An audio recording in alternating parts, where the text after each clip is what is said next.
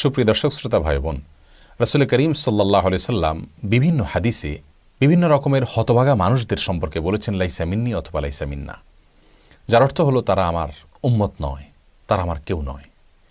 কোন সে হতভাগা মানুষ যাদের কিছু কিছু অপকর্মের কারণে, মন্দকর্মের কারণে রাসূল করিম সাল্লাল্লাহু আলাইহি সাল্লাম তাদের সম্পর্কে এত শক্ত কথা বলেছেন, তাদেরকে নিজের উম্মত বলে পরিচয় দিতে চাননি। সেই মানুষগুলো সম্পর্কে জানা, সে কাজগুলো সম্পর্কে জানা একজন মুসলিম হিসাবে আমাদের জন্য খুবই গুরুত্বপূর্ণ। প্রিয় দর্শক, আজের জন্য আমরা রাসূল করিম সাল্লাল্লাহু আলাইহি সাল্লামের হাদিসের ভান্ডার থেকে খুঁজে এরকম 15 শ্রেণীর মানুষকে আমরা বের করেছি, যাদের সম্পর্কে নবী আলাইহিস সালাম বলেছেন লাইসা মিন্নি অথবা বলেছেন লাইসা মিন্না, অর্থাৎ তারা আমার উম্মত নয়, তারা আমার অন্তর্ভুক্ত নয়, তারা আমার দলের নয়, তারা আমার কেউ নয়। কোথাও কোথাও বলেছেন আমিও তাদের কেউ নই। তবে এখানে বলে রাখি যে নবী সাল্লাল্লাহু আলাইহি সাল্লামের এই উক্তি, অর্থাৎ আমার কেউ নয় তারা অথবা আমি তাদের কেউ নই, এ কথা বলে তিনি তাদেরকে সব ক্ষেত্রে ইসলাম থেকে খারিজ হওয়া বোঝাননি। এ কথা থেকে আক্ষরিকভাবে বা বাহ্যিকভাবে বোঝা যাচ্ছে যে এর মাধ্যমে তিনি বোঝাতে চেয়েছেন তারা ইসলাম থেকে খারিজ হয়ে গেছে, আমার কেউ নয়, আমার উম্মত নয়, তার মানে তারা কাফির হয়ে গেছে, এরকমটি বাহ্যিকভাবে বোঝা যাচ্ছে। কিন্তু বেশিরভাগ মুহাদ্দিসদের মত হলো এবং বিশুদ্ধ মত হলো যে বেশিরভাগ ক্ষেত্রেই নবী আলাইহিস সালামের এই কথা ছিল সতর্ক করবার জন্য, সাবধান করবার জন্য, ইসলাম থেকে খারিজ হওয়া উদ্দেশ্য নয়। যে কাজের কারণে তিনি বলেছেন আমার উম্মত নয় বা আমার কেউ নয়, সে কাজটি যদি সাধারণ কবিরা গুনাহ হয় বা সাধারণ কোনো গুনাহ হয়, তাহলে সেক্ষেত্রে বুঝতে হবে যে এর মাধ্যমে তিনি ইসলাম থেকে খারিজ হওয়া বোঝাননি। এর মাধ্যমে বুঝিয়েছেন তিনি যে আমার আদর্শের অনুসারী সে হতে পারল না, বিষয়টি তিনি সাবধান করবার জন্যই বলেছেন। আর যদি সেই কাজটি কুফরি হয়, ঈমান বিধ্বংসী হয়, তাহলে বুঝতে হবে লাইসা মিন্না বলতে উদ্দেশ্য হলো তাকে ইসলাম থেকে খারিজ হওয়ার বার্তা পৌঁছে দেওয়া।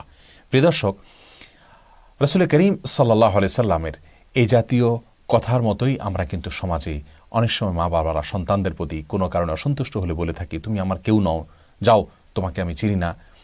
এই টাইপের কথা বলে কিন্তু আমরা প্রকৃত অর্থ বোঝাতে চাই না, বরং এর মাধ্যমে আমরা বোঝাতে চাই রূপক অর্থে যে তোমার প্রতি আমার মনক্ষুণ্ণতা আছে, আমি তোমার প্রতি মনে কষ্টে আছি, আমি তোমার প্রতি অসন্তুষ্ট আছি, তুমি চরম খারাপ কাজ করেছ, এই বার্তাটা আমরা তাকে দিতে চাই। প্রিয় দর্শক, আর দেরি না করে আসলে আমরা জেনে নেই কোন সে হতভাগা মানুষদেরকে নবী সাল্লাল্লাহু আলাইহি সাল্লাম বলেছেন যে তারা আমার উম্মত নয়, তারা আমার দলভুক্ত নয়, তারা আমার কেউ নয়। এদের ভিতরে সর্বপ্রথম যে ব্যক্তির কথা বলবো তার কথা বর্ণিত হয়েছে বুখারীতে এবং নাসাঈতে এবং বিভিন্ন হাদিসের কিতাবে।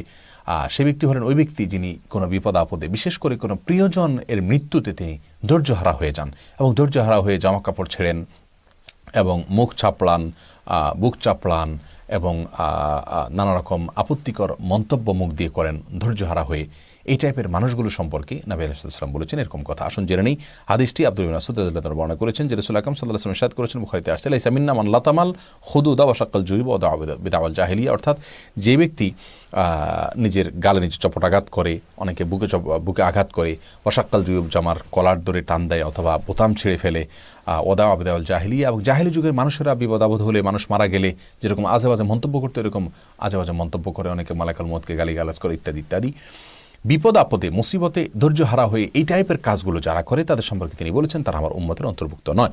নাসাঈ বর্ণনায় আসে তিনি বলেছেন লাইসা মিন্না মান সালাকা ওয়া হালাকা ওয়া মান খারাকা, যে ব্যক্তি জোরে জোরে চিৎকার করে কান্নাকাটি করলো কোনো মানুষের মৃত্যুতে বা বিপদে, সাধারণভাবে কান্নাকাটি নিষেধ নয়, কিন্তু চিৎকার করে করে কান্নাকাটি করা, চেঁচামেচি করা, ওয়া হালাকা, এবং যে ব্যক্তি মাথার চুল চেঁচে ফেললো, ওয়া মান খারাকা, যে ব্যক্তি জামা কাপড় ছেঁড়াছেড়ি করলো, এই ব্যক্তি আমার উম্মত হতে পারে না। এই হাদিসগুলো থেকে আমরা যে বার্তাটি পাচ্ছি তা হলো একজন মুমিন হিসেবে আমাদের সবর করা উচিত। বিপদ আপদে, কোনো প্রিয়জনের মৃত্যুতে, যে কোনো ধরনের সমস্যায় আল্লাহর ফায়সালার প্রতি সন্তুষ্ট হয়ে সেটাকে মেনে নেওয়া উচিত এবং সবর করা উচিত। সবর করলে, আল্লাহর ফায়সালা মেনে নিলে মানসিক প্রশান্তি তাৎক্ষণিকভাবে আমরা লাভ করতে পারবো। আর যদি অস্থিরতা প্রকাশ করি, ভাঙচুর করি এবং ছেঁড়াফাটা করি, তাহলে সেক্ষেত্রে পেরেশানি কিন্তু আরও বাড়বে, মোটেও কমবে না। আর ঈমানের দাবি হলো সবর করা, তাকওয়ার দাবি হলো সবর করা, আল্লাহর ফায়সালাকে মেনে নেওয়া। আল্লাহ তাআলা আমাদের সবাইকে সেরকম সবর করার তৌফিক দান করুন।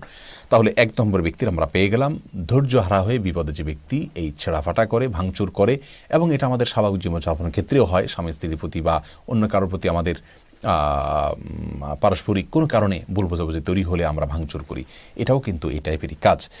দ্বিতীয়ত, যে ব্যক্তি সম্পর্কে নবী সাল্লাল্লাহু আলাইহি ওয়াসাল্লাম বলেছেন সে আমার উম্মত নয় বা সে আমার কেউ নয়, সে ব্যক্তি হলেন ওই ব্যক্তি যে ব্যক্তি বেশি ভালো সাজতে গিয়ে বা বেশি ভালো হতে গিয়ে আল্লাহর ইবাদত করতে গিয়ে বিবাহ শাদী সংসার থেকে বিরাগী হয়ে থাকতে সংসার বৈরাগী হয়ে থাকতে চায়, এই বৈরাগ্যতার ইসলামে কোনো অবকাশ নাই। লা রহবানিয়াতা ফিল ইসলাম, হাদিসে আসছে ইসলামে কোনো বৈরাগ্যতার কোনো অবকাশ নাই। বুখারী বর্ণনা আসছে 3 ব্যক্তি রাসূল আকরাম সাল্লাল্লাহু